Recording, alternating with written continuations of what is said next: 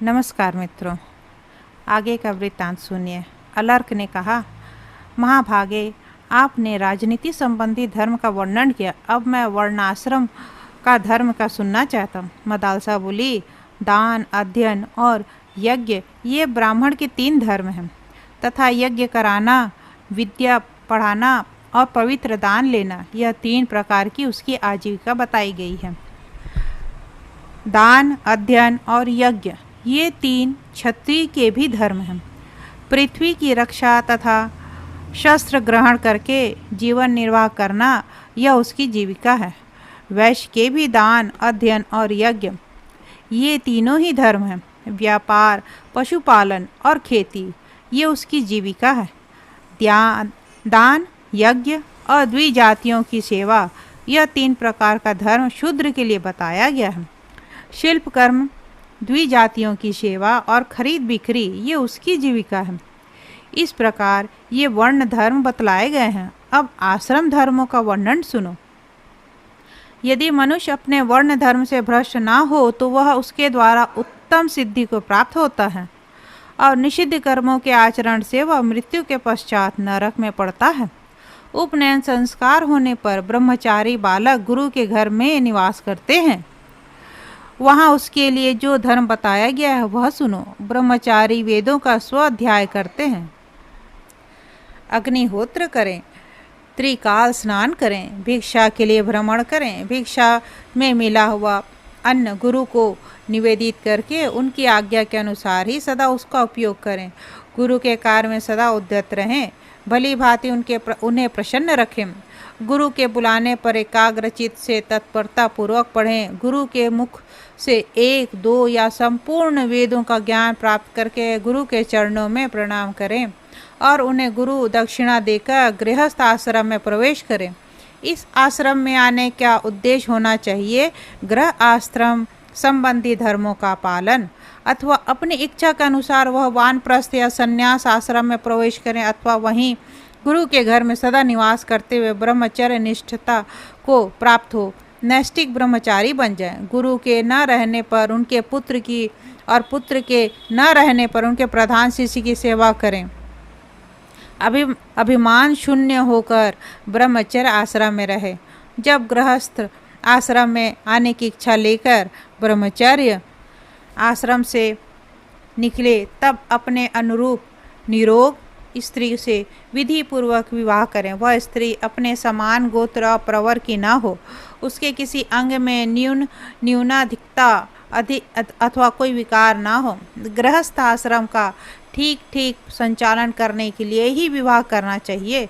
अपने पराक्रम से धन पैदा करके देवता, पितर एवं अतिथियों का भक्ति पूर्वक भली भांति तृप्त करना चाहिए और अपने आश्रितों का भरण पोषण करना चाहिए। भृत्य, पुत्र, कुल की स्त्रियां, दीन, अंध और पतित मनुष्यों को तथा पशु पक्षियों को भी यथाशक्ति अन्न देकर उनका पालन करना चाहिए।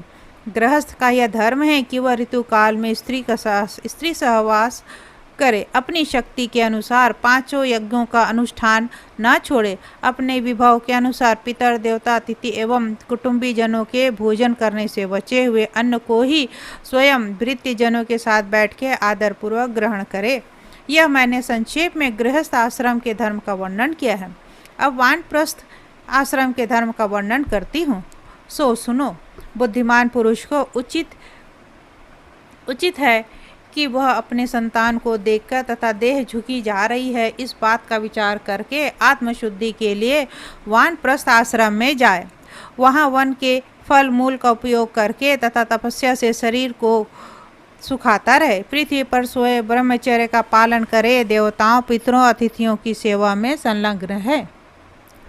अग्निहोत्र, त्रिकाल स्नान तथा जटावल्कल धारण करे, सदा योग अभ्यास में लगा रहे और वनवासियों पर स्नेह रखे। इस प्रकार यह पापियों की शुद्धि तथा आत्मा का उपकार करने के लिए वानप्रस्थ आश्रम का वर्णन किया है। अब चतुर्थ आश्रम का स्वरूप बतलाती हूँ, सुनो। धर्मज्ञ महात्माओं ने इस आश्रम के लिए जो धर्म बतलाया है वह इस प्रकार है।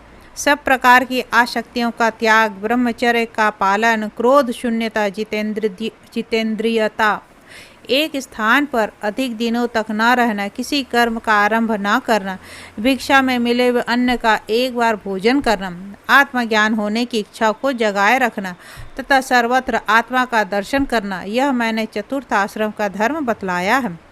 अब अन्य वर्णों तथा आश्रमों के समान सामान्य धर्म का वर्णन सुनो। सत्य, शौच, अहिंसा, दोष दृष्टि का भाव, क्षमा, क्रूरता का भाव, दीनता का ना होना तथा संतोष धारण करना, ये वर्ण और आश्रमों के धर्म के संक्षेप में बताए गए हैं। जो पुरुष अपने वर्ण और आश्रम संबंधी धर्म को छोड़कर उसके विपरीत आचरण करता है वह राजा के लिए दंडनीय है। बेटा, गृहस्थ धर्म का आश्रय लेकर मनुष्य इस संपूर्ण जगत का पोषण करता है और उससे मनोवांछित लोगों को जीत लेता है। पितर, मुनि, देवता, भूत, मनुष्य, कृमि, कीट, पतंग, पशु, पक्षी तथा शूर, ये सभी गृहस्थ से ही जीविका चलाते हैं, उसी के दिए हुए अन्न पान से तृप्त लाभ करते हैं तथा क्या हमें भी कुछ देगा, इस आशा से सदा उसका मुंह ताकते रहते हैं। वत्स, वेद त्रयी रूप धेनु सबकी आधारभूता है, उसी में संपूर्ण विश्व प्रतिष्ठित है तथा वही विश्व की उत्पत्ति का कारण मानी गई है। ऋग्वेद उसकी पीठ, यजुर्वेद उसका मध्य भाग तथा सामवेद उसका मुख और गर्दन, इष्ट और आपूर्त धर्म ही उसके दो सींग हैं। अच्छी अच्छी शुक्तियाँ ही उस धेनु के रोम है। शांति कर्म गोबर और पुष्टि कर्म उसका मूत्र है। आकार आदि वर्ण उसके अंगों के आधारभूत चरण हैं। संपूर्ण जगत का जीवन उसी से चलता है। वह वेद त्रयी रूप धेनु अक्षय है, उसका कभी क्षय नहीं होता है।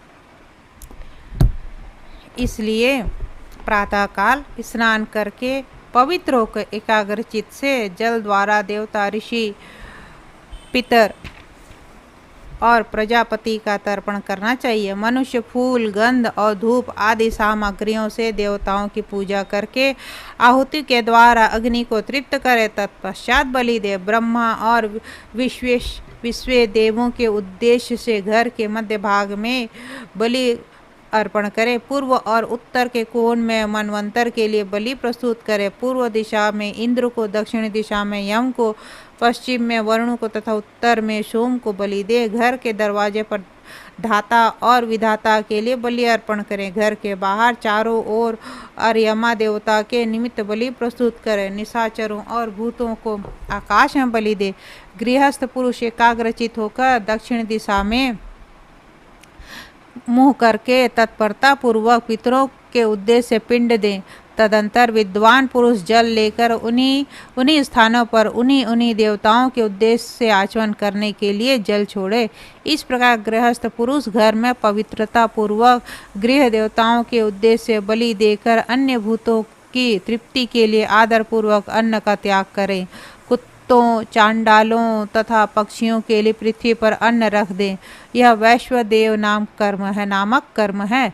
इसे प्रातः काल और सायंकाल अवश्य बतलाया गया है। इसके बाद बुद्धिमान पुरुष आचमन करके कुछ काल तक अतिथि की प्रतीक्षा करते हुए घर के दरवाजे की ओर दृष्टि रखें। यदि कोई अतिथि वहां आ जाए तो उसे यथाशक्ति दक्षिणा अन्न, जल, गंध, पुष्प आदि के द्वारा उसका सत्कार करें। अपने ग्रामवासी पुरुष को या मित्र को अतिथि न बनाए जिसके कुल और नाम आदि का ज्ञान ना हो, जो उस समय वहां उपस्थित हुआ हो, भोजन की इच्छा रखता हो, थका मांदा आया हो, अन्न मांगता हो, ऐसे ब्राह्मण को अतिथि कहते हैं। विद्वान पुरुषों को उचित और वे अपनी शक्ति के अनुसार उस अतिथि का पूजन करें। उसका गोत्र और शाखा ना पूछे, उसने कहाँ तक अध्ययन किया है इसकी जिज्ञासा भी ना करें। उसकी आकृति सुंदर है या नहीं उसे साक्षात प्रजापति समझे। वह नित्य स्थित नहीं रहता, इसलिए उसे अतिथि कहते हैं। उसकी तृप्ति होने पर गृहस्थ पुरुष मनुष्य यज्ञ के ऋण से मुक्त हो जाता है। जो उस अतिथि को अन्न दिए बिना ही स्वयं भोजन करता है वह मनुष्य पाप भोजी है। वह केवल पाप भोजन करता है जो दूसरे जन्म में उसे विष्ठा खानी पड़ती है। अतिथि जिसके घर से निराश होकर लौटता है उसको अपना पाप दें, स्वयं उसका पुण्य लेकर चला जाता है। अतः मनुष्य को उचित है कि वह जल और साग देकर अथवा स्वयं जो कुछ खाता है उसी से अपनी शक्ति के अनुसार आदर पूर्वक अतिथि का पूजन करे। गृहस्थ पुरुष प्रतिदिन पितरों के उद्देश्य अन्न और जल के द्वारा श्राद्ध करे और अनेक या एक ब्राह्मण को भोजन जरूर कराए। अन्न में से अग्रासन निकाल कर ब्राह्मण को दे। ब्रह्मचारी और सन्यासी जब भिक्षा मांगने के लिए आए तब उन्हें भिक्षा अवश्य दें। 1 ग्रास अन्न को भिक्षा, 4 ग्रास अन्न को अग्रासन और अग्रासन से 4 गुना अन्न को श्रेष्ठ द्विज हंतकार कहते हैं। भोजन में अपने वैभव के अनुसार हंतकार, अग्रासन अथवा भिक्षा दिए बिना कदापि उसे ग्रहण न करे। अतिथियों का पूजन करने के बाद प्रियजनों, कुटुंबियों, भाई बंधुओं, याचकों, आकुल व्यक्तियों, बालकों, वृद्धों तथा रोगियों को भोजन कराएं।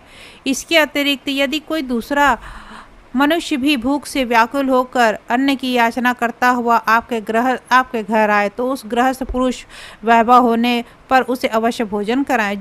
जो सजातीय बंधु अपने किसी धनी सजातीय के पास जाकर भी भोजन का कष्ट पाता है, वह उस कष्ट की अवस्था में जो पाप कर बैठता है वह उसे धनी मनुष्य भी भोगता है। सायंकाल में भी इस नियम का पालन करे। सूर्य अस्त होने पर जो अतिथि वहां आ जाए उसकी यथाशक्ति शैया, आसन, भोजन के द्वारा पूजा करके बेटा जो इस प्रकार अपने कंधों पर रखा हुआ गृहस्थ का भार ढोता है उसके लिए स्वयं ब्रह्मा जी, देवता, पितर, महर्षि, अतिथि, बंधु बांधव, पशु पक्षी तथा छोटे छोटे कीड़े भी जो उसके अन्न से तृप्त हुए रहते कल्याण की वर्षा करते हैं। इसके आगे मदालसा श्राद्ध कर्म के बारे में बताती है कि श्राद्ध कर्म कैसे, किस प्रकार, किन किन परिस्थितियों में किया जाता है। वो अपने पुत्र को इसे विस्तार रूप में बतलाती है।